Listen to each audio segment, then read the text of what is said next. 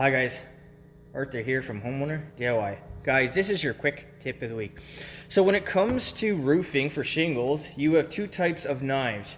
You have a straight blade that everyone is familiar with, and then you have what's also known as a hook blade.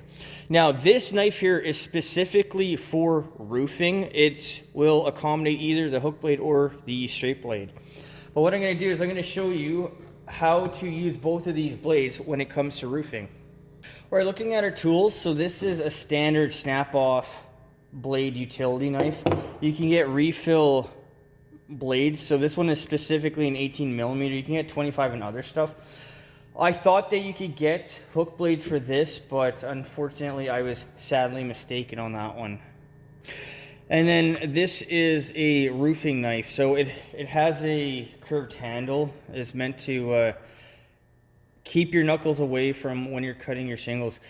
Now this is a hook blade that comes with this knife. I'm assuming that there's a few standard sizes, but this knife here will either accommodate the hook blade or it'll also have the straight blade as well.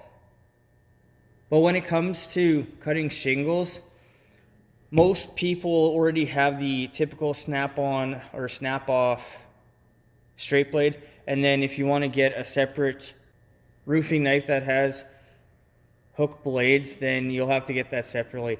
I think even after one job, this tool will be well worth the money because it's not expensive.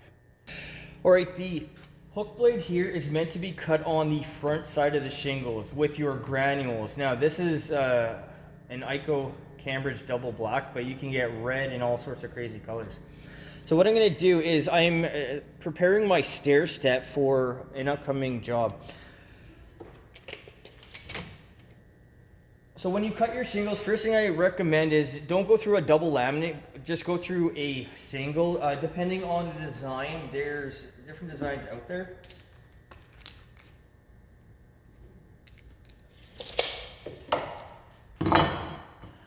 Now a lot of people will just eye this out, but just for demonstration's sake, I will use a speed square.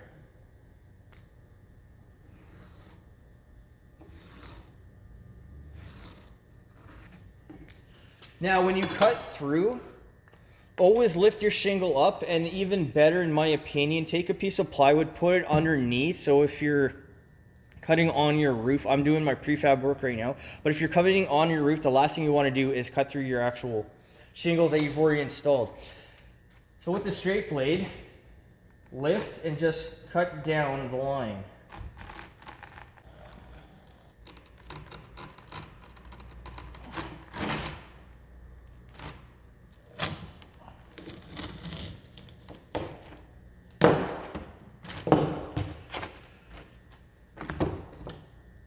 All right, so we have our 1-inch shingle cut down ready to go.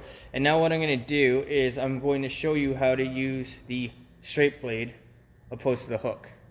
And now with our straight blade, rinse and repeat.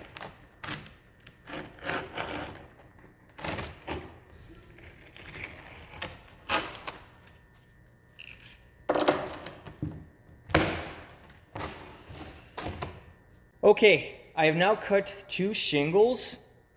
And the first course will be a full shingle. This will go next. That one will be the next one. This will go next, and then your shortest piece. So every course that you're going up, you're going to use the next piece that is shorter from the longest piece. And then you're going to develop your stair step. But guys, when it comes to cutting shingles, both of these tools have their uses. The straight blade, which I think most DIYers will have, will be used on the back side of the shingle, and then a hook blade is going to be used on the front side of the shingle. But I think if you're going to do even one job, it's worth buying a knife with a hook blade because it'll make your job that much easier. Guys, that's your quick tip of the week.